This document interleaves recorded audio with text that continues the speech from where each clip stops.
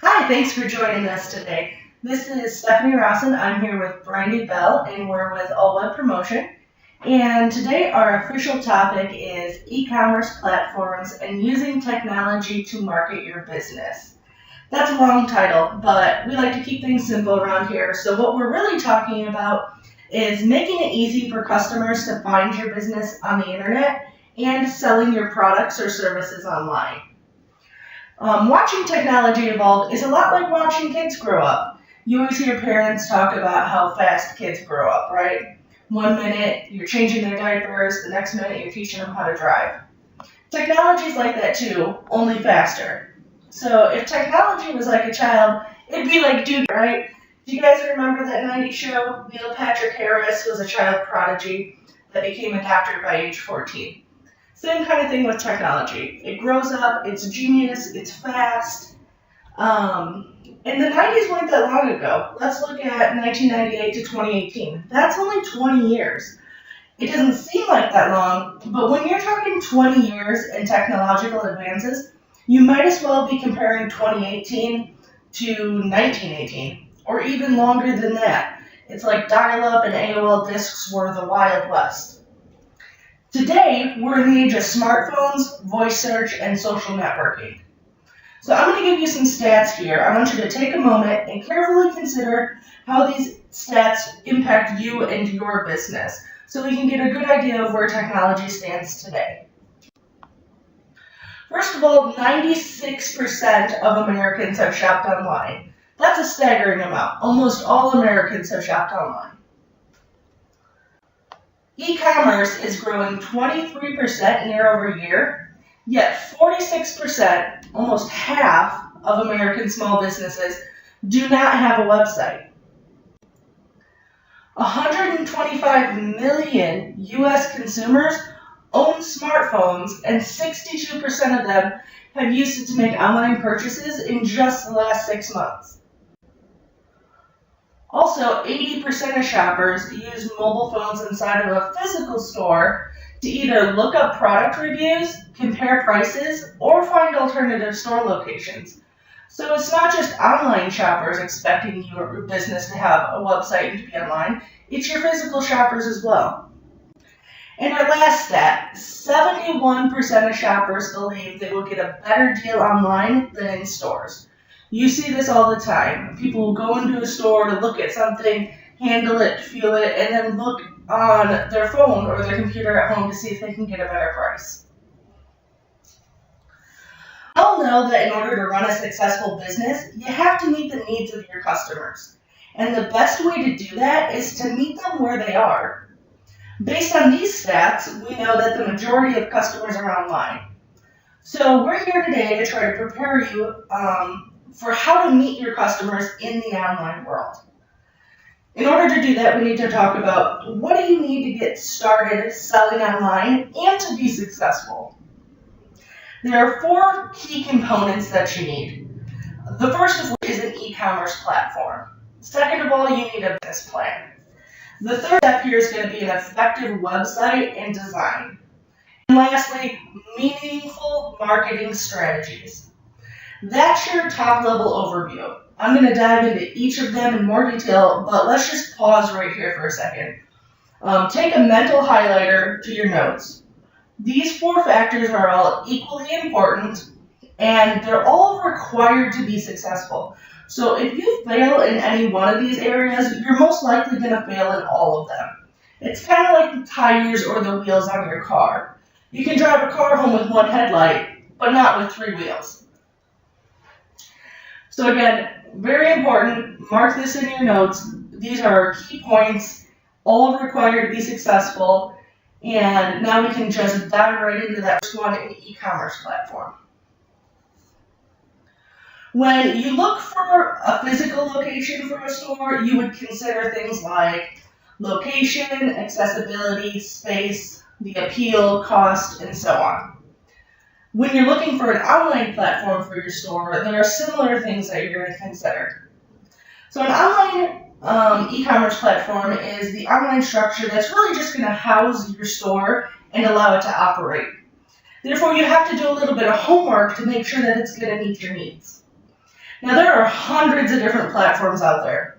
A few of the popular ones are WordPress, Yahoo Small Business, Shopify, and BigCommerce. Yes, some platforms are better than others, but this isn't really one of those times where you can just go and Google something like best e-commerce platform and hope to get a magical answer. There is no real good answer to that. What is going to be the best platform is the one that's most well suited for your particular business needs. And that's really where you need to seek the advice of a professional who can guide you through this process and help you make that choice. But what we're going to give you today are just some high-level overview points of things that you're going to need to consider to even get started shopping around for e-commerce platforms. There are 6 things here to consider: scalability, reliability, pricing, features, security, and account ownership.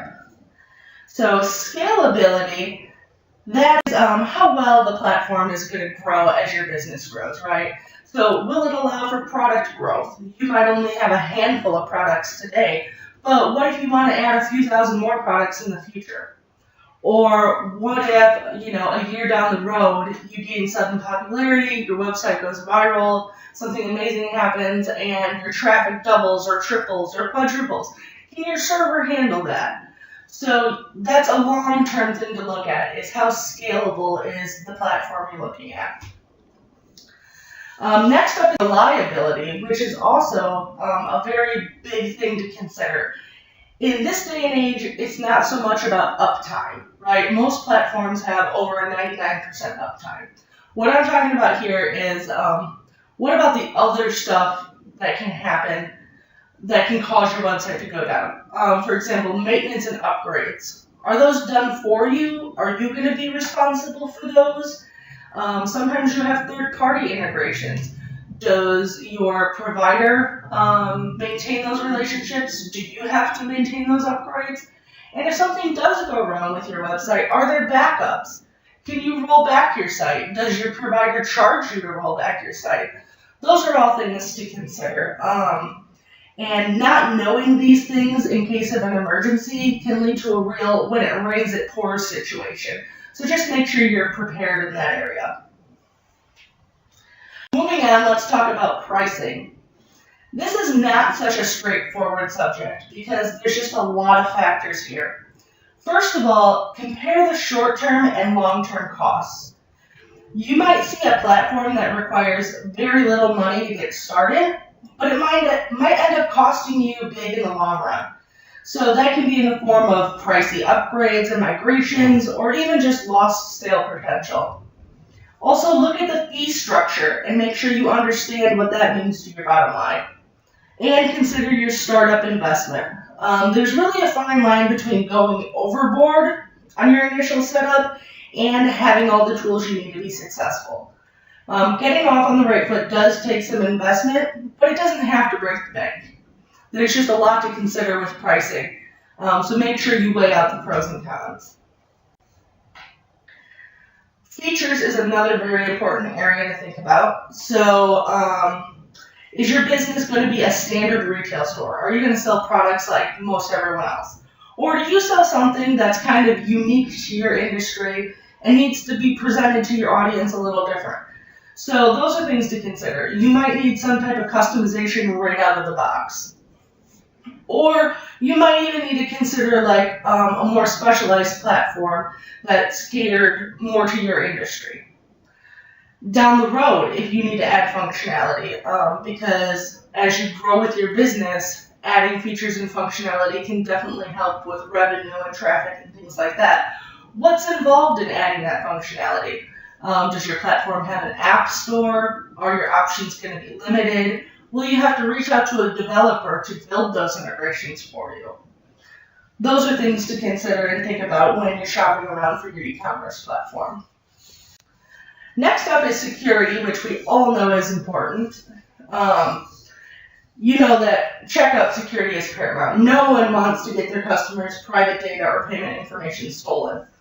But have you considered your non-checkout pages? you need to make sure your entire website uses HTTPS protocol. So it wasn't always this way. If we look back 2-3 years on the internet, the majority of websites used HTTP. Today that's changing. That has a bunch of factors. Cybercrime, Google changes that are coming down the pipeline, and all sorts of stuff. It's the trend, the internet's moving in general.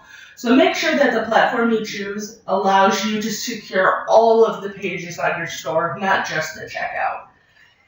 That'll be required for success, especially as soon as this summer, Google's putting out some more guidelines and stuff like that. And in order to use HTTPS, of course, you need an SSL certificate. So what you want to look for here is that provided in your service? Or do you have to pay an additional fee and purchase one on your own? Do you have to pay ongoing fees for that? That can, going back to a previous point, that can play into the whole pricing factor. So those are things to consider there. Almost important as security is your account ownership. So through the natural course of website maintenance and upgrades, you might go through different service providers, developers, and other relationships over time. Something that happens quite frequently is business owners allow their employees or other service providers to set up accounts for them. And this can unintentionally lead to sticky situations.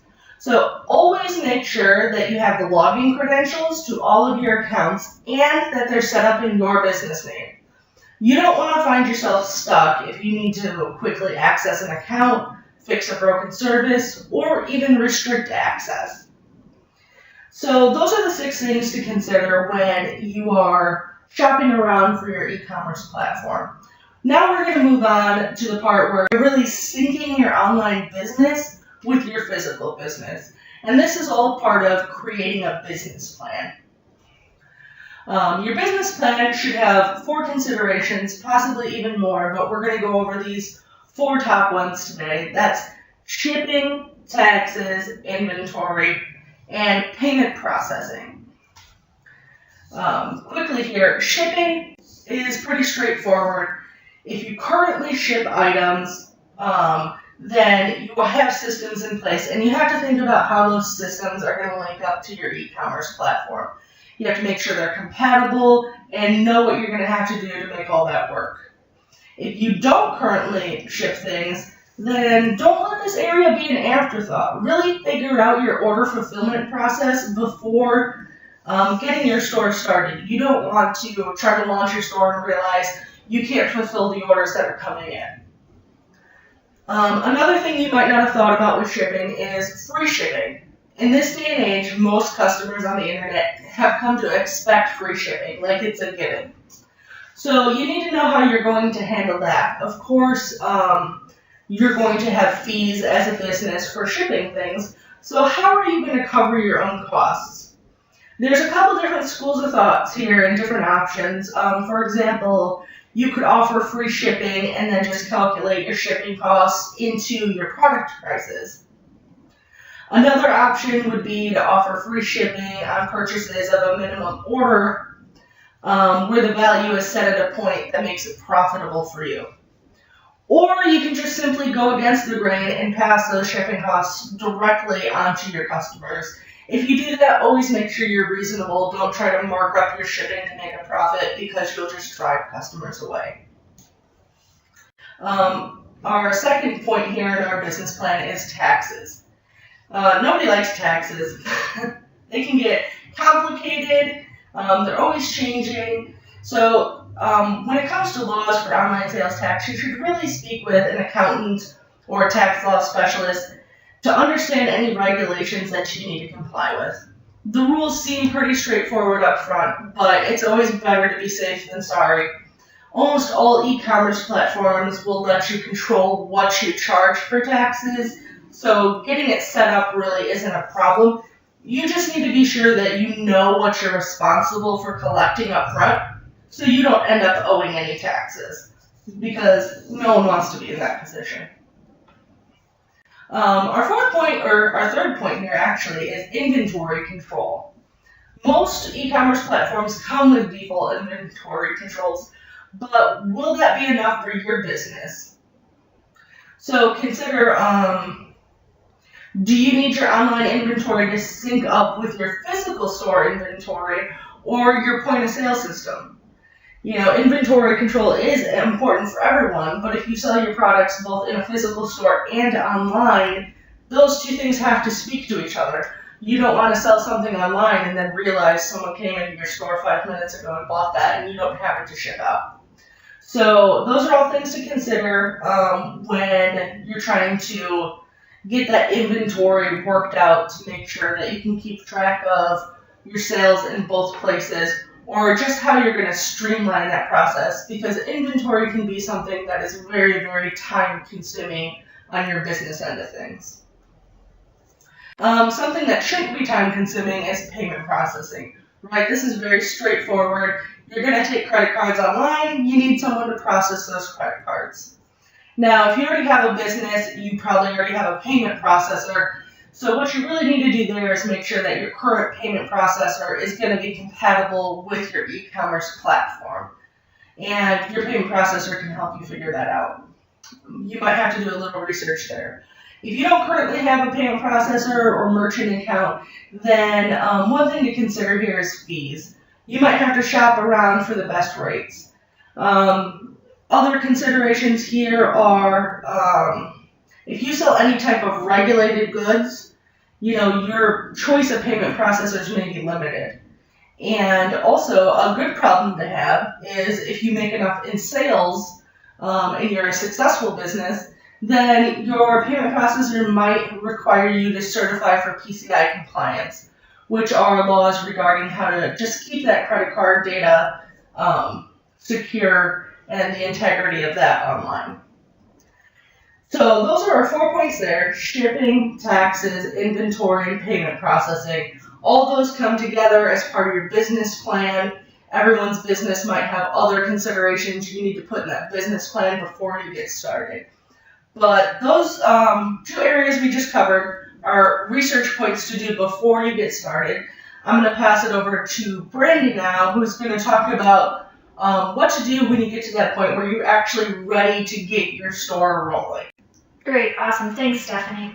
So now that you have your business plan worked out and your e-commerce plan is all picked out, you can move on to actually setting up that store.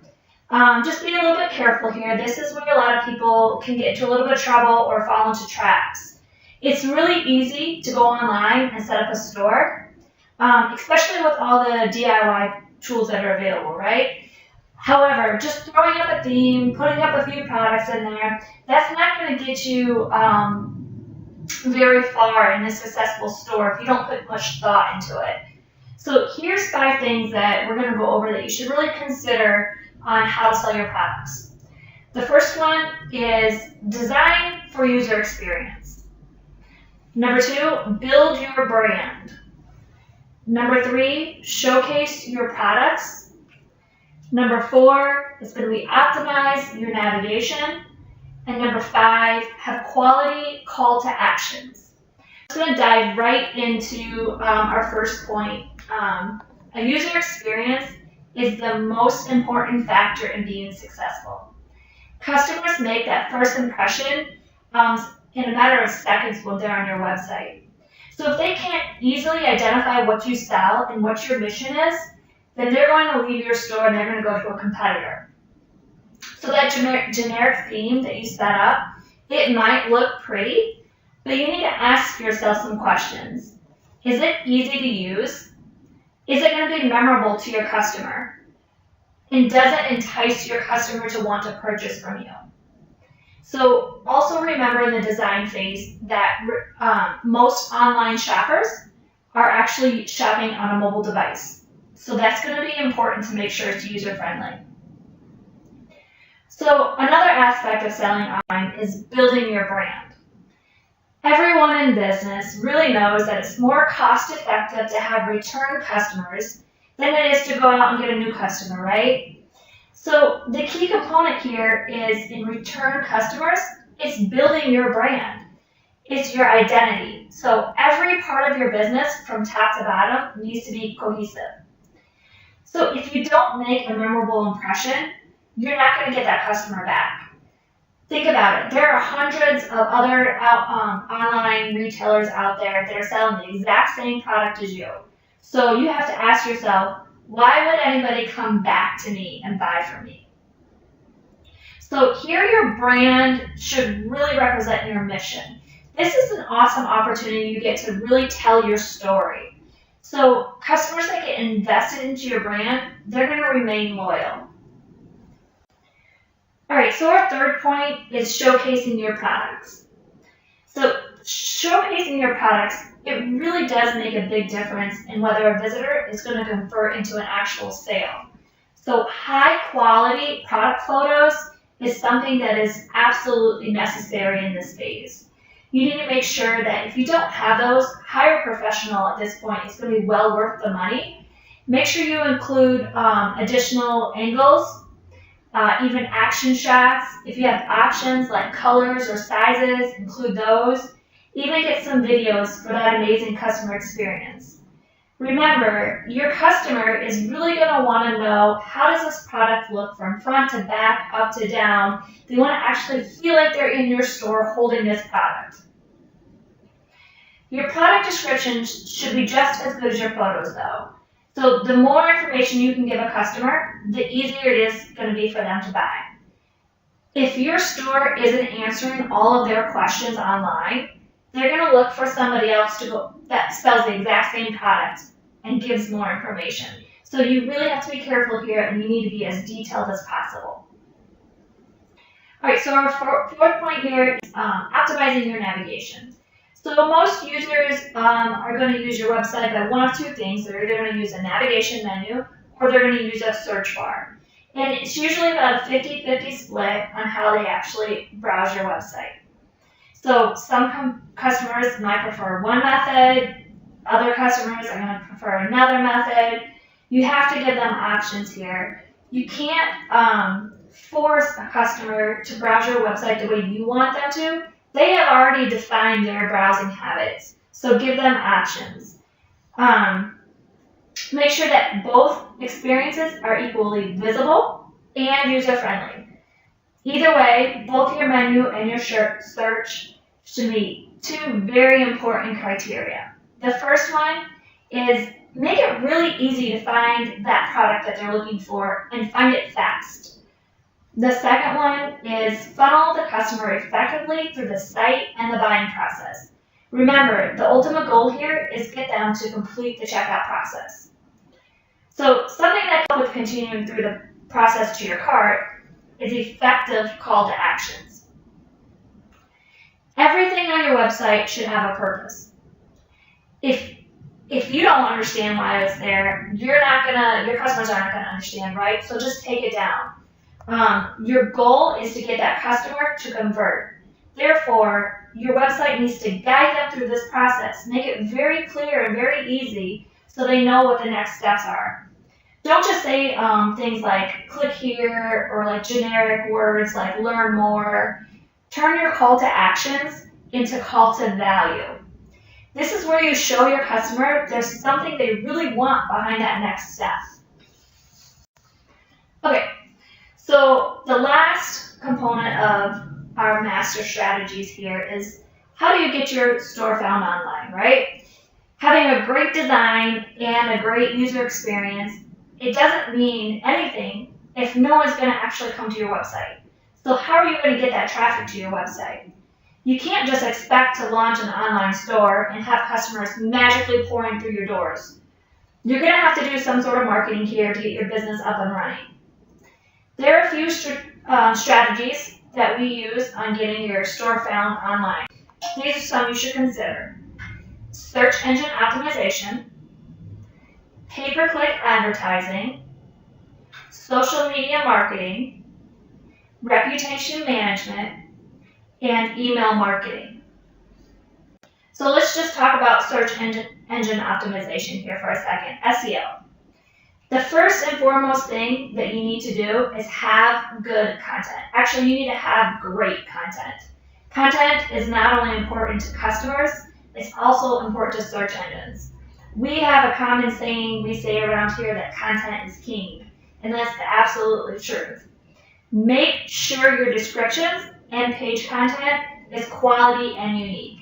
And I'm not talking about just going out and copying your manufacturer's website's descriptions and pasting them into yours, right? That would be the easy way to do things, but it's not the correct, and it's not going to get you very far. I'm talking about actually taking the time out of your busy day to sit down and write your own descriptions. So listen carefully when I say this, because it's important. You need to write your own content. If you don't have time to do this, make sure you have it in your plans to hire a pro that can do it for you. The content should always start with a little bit of research on best keywords to use for your specific website. Everyone's audience is different, and everyone's audience is going to search differently. So I would recommend start out, get a keyword analysis report done. There are tools and resources available that can match up your industry with keywords relevant to your actual audience. SEO is a type of marketing, it takes time, right? This is not anything for immediate results. It's an organic form of marketing. So this is the long-term approach, guys. We're looking for the retirement strategy here. Eventually, you're going to want Google just to give you that traffic without having to pay for it. But getting started, you may need more immediate results in sales. This is where maybe you should try pay-per-click advertising. So this is a type of paid advertising done through search engines and social media that places your ads directly in front of your potential customers. And this is all based on your budgets and bids. The really cool thing here is that you can also target very specific audiences with your ads. You can narrow down your audience pool by all sorts of filters like age or gender, location, even interest. One example is maybe you're going to target newly engaged women. In this case, you might be a venue, you might be a jeweler, you might be a flower shop. Pay-per-click advertising can get you those immediate sales, but it can also be highly competitive with a higher cost. Something that might be a little bit more affordable is social media marketing. So social media is an avenue that you really shouldn't ignore. This is a great form of marketing, and it's becoming one of the most popular ways to reach potential shoppers. The really great thing about social media marketing is that it's something that you can at least start doing yourself today with very little money up front. It does require your time and creativity though. So you can even take it a step further and you can get very strategic and aggressive as well. There's a lot of further opportunities here that you can do on social media.